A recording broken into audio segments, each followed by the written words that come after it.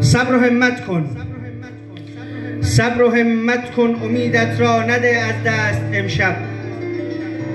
صبح آمالت شود پربار فردا گر بخواهی. عمر چون آهوی ترسان از پلنگی در گذار است. لحظه ای را سر نکن آشفته در خواب تباهی. قدر فرصت ها ز گوهر بیشتر باشند دریاب.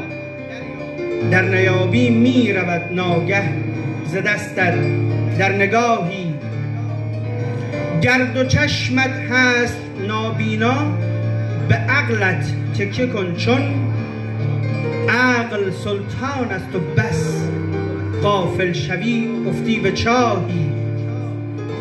با عصایت می توانی صخره را بشکافی ای دوست. با عصایت می توانی صخره را بشکافی ای دوست. می توانی کوه را برچینی از پی مثل کاهی. گرچه باشد سخت رفتن رد شدن از صد موانع، لیک اگر با بال خسته پرگشودی پادشاهی. گرچه سختی ها ملالت ها ببینی در مسیرت، گنج جستن جز به دشواری ندارد هیچ راهی.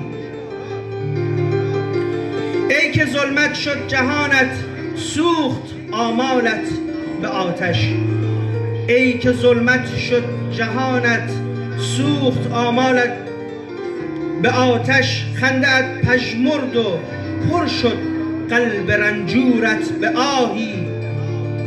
یأس را بیرون کن از دل کوششت را بیشتر کن.